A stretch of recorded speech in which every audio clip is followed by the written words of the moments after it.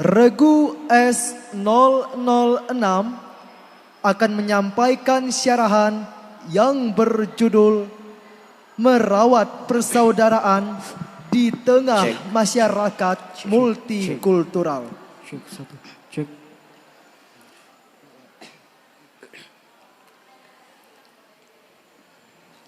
Bismillahirrahmanirrahim. Assalamualaikum warahmatullahi wabarakatuh.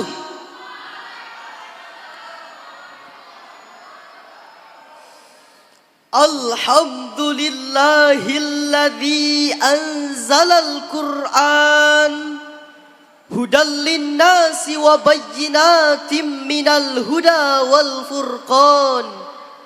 Assalatu wassalamu ala khairil insan wa ala alihi wa sahbihi ila yaumil bayan. Amma ba'du. Sallu ala nuril ladzi arajas sama ya fawza man صلى عليه وسلم. صلوا على نور الذي عرج السماء يا فوز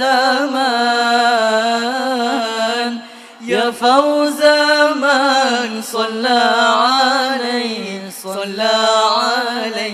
وسلم. Dewan Hakim yang arif dan bijaksana, serta hadirin sebangsa dan setanah air yang kami banggakan. Indonesia, negara kepulauan nan indah, adalah negara multibudaya. Pluralisme menjadi sebuah realita mewarnai bangsa kita yang telah merdeka selama 79 tahun lamanya. Bahkan hadirin, negara kita tercinta ini didirikan oleh the founding fathers, tercipta dari berbagai macam suku, agama, dan budaya. Hadirin, ini menunjukkan bahwa Indonesia merupakan gambaran suatu negara yang hidup di dalam keberagaman dan keanekaragaman.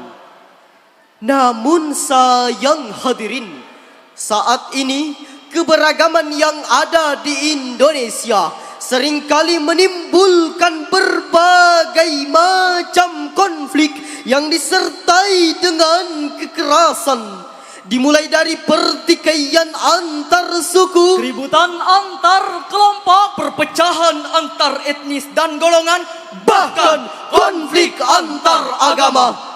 Akibat dari konflik tersebut hadirin, banyak warga menjadi korban. Masyarakat tewas mengenaskan, rumah-rumah kebakaran, suasana jadi tak karuan, darah-darah bercucuran, bahkan manusia yang tak bersalah menjadi sasaran. Betul. Padahal hadirin, Islam merupakan rahmatan lil alamin yang datang membawa perdamaian, kasih sayang, dan persaudaraan. Hadirin, latar belakang inilah yang menggugah hati kami untuk membahas secara mendalam serta mencari solusi dan petuah yang akurat. Sembari kami suguhkan lantunan ayat suci Al-Quran yang kami kemas secara rapi, kami bahas secara mendalam dengan judul syarahan kami, Merawat Ukhuwah sebagai kekuatan berbangsa dalam bingkai kebinekaan.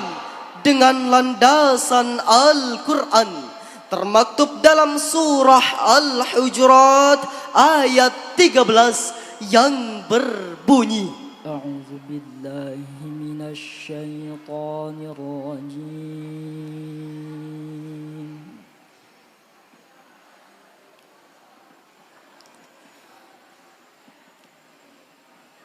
Bismillahirrahmanirrahim.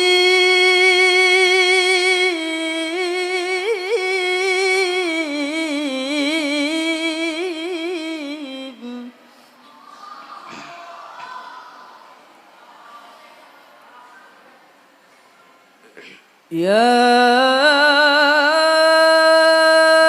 ayyuhan nasu inna khalaqnakum min dzakarin wa untha.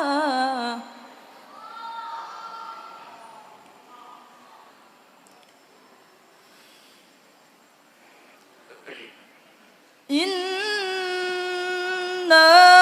khalaqnakum min dzakarin wa untha wa ja'alnakum syu'uban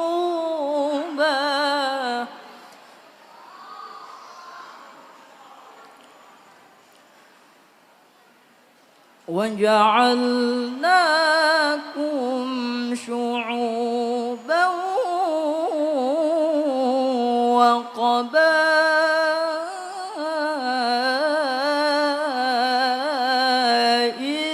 لِتَعَارَفُوا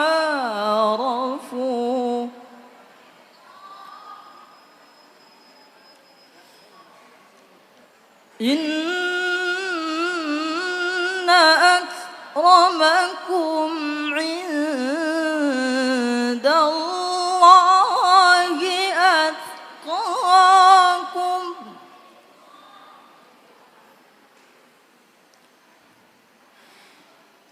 Innallaha alimun khabir.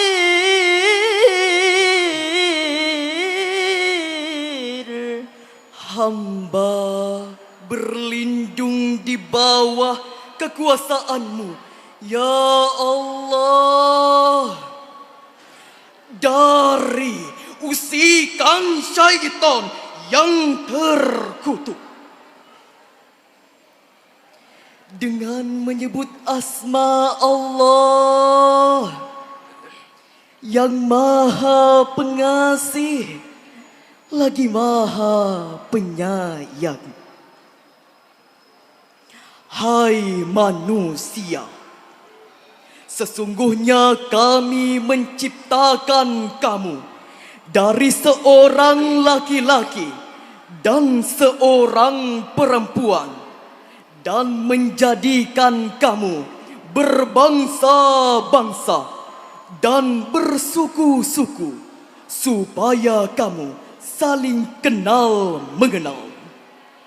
Sungguh, yang paling mulia di antara kamu di sisi Allah ialah orang yang paling bertakwa. Sungguh, Allah Maha mengetahui lagi Maha teliti. Hadirin wal hadirat yang sama-sama berbahagia. Menurut Ibnu Abi Hakim yang bersumber dari Ibnu Abi Mulaikah dalam kitab Ahkamul Quran jilid kedua halaman 518 menjelaskan bahwa asbabun nuzul dari ayat tersebut berkenaan dengan penaklukan kota Makkah. Saat itu Bilal naik ke atas Ka'bah untuk mengumandangkan azan. Namun secara spontan seseorang berkata, "Pantaskah budak yang hitam pekat ini mengumandangkan azan di atas Ka'bah yang mulia?" Kemudian sahabat Rasul menjawab, "Jikalau sekiranya Allah membencinya, pastilah Allah akan menggantinya. Tatkala itu turunlah surah Al-Hujurat ayat 13 yang dibacakan tadi, yang di dalamnya terdapat kata lita'arafu. Menurut Abu Hasan Ali Ibnu Ahmad dalam tafsirnya Al-Wafi juz 4 halaman 186 dijelaskan ayya'rifa ba'dukum ba'dha, agar kamu saling kenal mengenal antar satu dengan yang lainnya. Menurut Al-Imam Abu Qasim Al-Kushairi An-Naisaburi Asy-Syafi'i di dalam kitab Lataiful Isyarah jilid kedua halaman 223 menjelaskan, inna khalaqnakum min dzakari wa untha ay ajma'akum min adama wa hawa thumma ja'alnakum syu'uban wa qaba'ila lita'arafu la litakasaru wa la litanafasu. Sesungguhnya kami mengumpulkan kamu dari Nabi Adam dan Siti Hawa. Kemudian kami menjadikan kamu berbangsa-bangsa dan bersuku-suku agar kamu saling kenal mengenal, bukan untuk berbangga-bangga. Oleh karena itu hadirin, saudara-saudaraku sebangsa dan setanah air, kami menghimbau untuk memperkokoh persatuan di antara kita. Kita bina kebersamaan, kita junjung tinggi semangat kebinekaan. Para ahli kebangsaan telah menjelaskan bahwa untuk membentuk suatu negara kesatuan Republik Indonesia perlu didasari dengan rasa persaudaraan dan toleransi. Persaudaraan yang apabila diterjemahkan ke dalam bahasa Arab yakni ukhuwah. Terdapat 3 ukhuwah yang sangat kita kenal, yakni ukhuwah Islamiyah, ukhuwah Wataniyah, dan ukhuwah Insaniyah. Hadirin, maka jelaslah bahwa cara yang diajarkan agama kita di dalam menyikapi keberagaman yang ada di Indonesia, yakni dengan sikap saling menghargai dan saling toleransi antar satu dengan yang lainnya, serta sikap saling tolong-menolong di dalam kebaikan. Sebagaimana hal ini telah dijelaskan Allah Subhanahu wa ta'ala di dalam Al-Quran surah Ali Imran ayat 103 yang berbunyi, واعتصموا بحبل الله جميعا ولا تفرقوا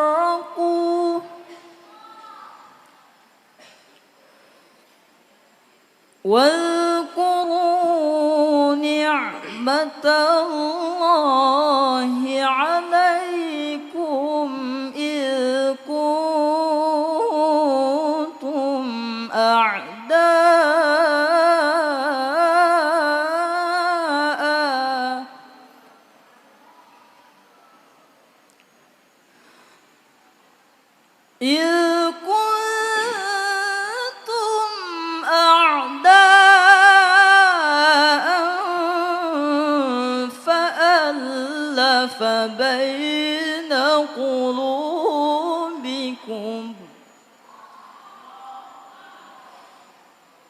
فألف بين قلوبكم فأصبحتم بنعمته إخوانا